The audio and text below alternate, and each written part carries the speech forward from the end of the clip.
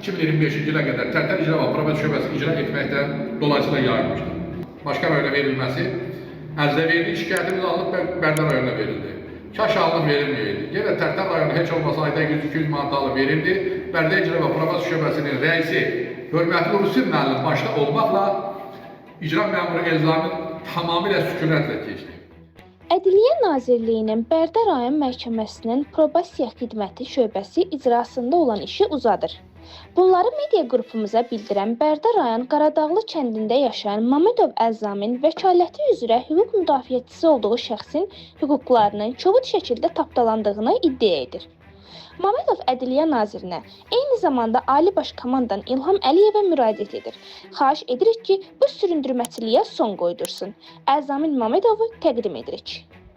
İmam Mamedov Elzamin Yunusov, Bərdə rayon Qaradağlı kəndində bu günə çıxış etməyin etibarnamə üzrə nümayəndəsi olduğu Quliyev Hamlet Mərzələn şikayətləri barəsindədir. Belə ki, Hamletin şikayəti əsasında 12.000 manat pulun alıb verilməsi barədə Gəncə Apellyasiya Məhkəməsi qətnamə çıxarsa da bir müddətə qədər 2021-ci ildən 2025-ci ilə qədər Tərtər İcra və Probasiya Şöbəsi icra etməkdən dolayısıyla yayılmışdır. Bundan sonra Cənab Nazirin qəbulunda olduqdan sonra şikayətin alınıb başqa rayona verilməsi, ərizə verildi, şikayətimiz alınıb Bərdə rayonuna verildi. Kaş alınıb verilməyəydi. Yenə Tərtər rayonu heç olmasa ayda 100-200 manat alıb verildi. Bərdə İcra və Probasiya Şöbəsinin rəisi hörmətli Rusin müəllim başda olmaqla icra məmuru Elzamin tamamilə sükunətlə keçdi. Bunlar deyir ki, güya işi göndəriblər hərraca. Hərraca göndərilir. Hərraca əlində sənəd var. 24-cü il tarixdə Tərtər İcra və Probasiya Şöbəsi güya hərraca göndərir. Rusin müəllim, siz əgər icra haqqında qanunun aidiyyatı maddəsi, yəni maddəsinə diqqət yetirsək, yəni 53-cü maddəsinə diqqət yetirsək, orada açıq şəkildə göstərir ki, tələbkar həmin əmlakdan imtina etdiyi gündən 3 ay müddətinə satılmalıdır əmlaklar. Yanvardan gəlib bura 5 ay keçir, sən bunu satmalısan. Gör 2024-də olub hərraçda, kimi doluyursunuz? Bu nə deməkdir? Bu nə deməkdir? Ədliyyə Naziri, hörmətli, Fərid müəllimin qəbulunda olur, çox qabiliyyətli, layıqlı qəbul keçirir.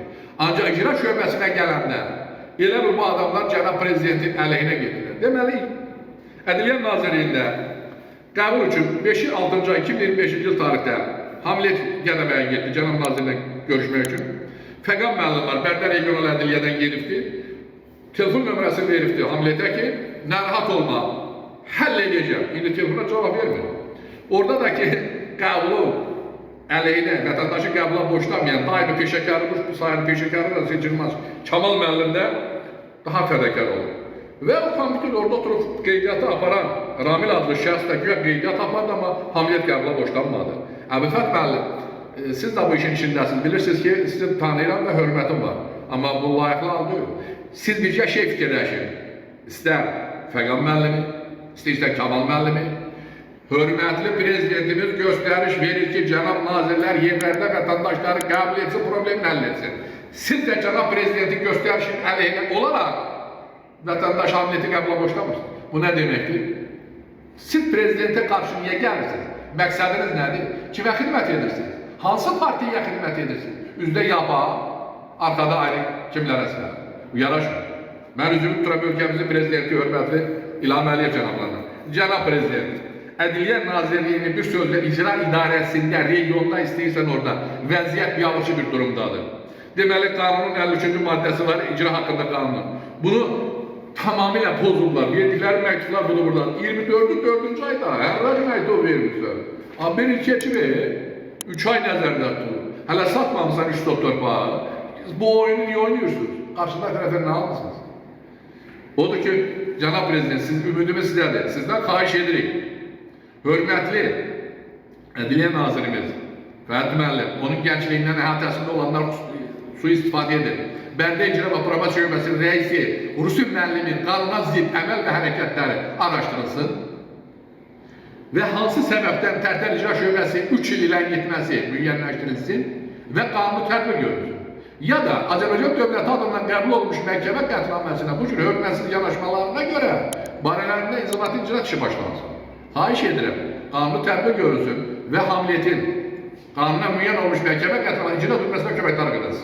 Hələlik çıxışım bu qədərdir. Ümidvaram ki, qanuni tədbir görüləcək.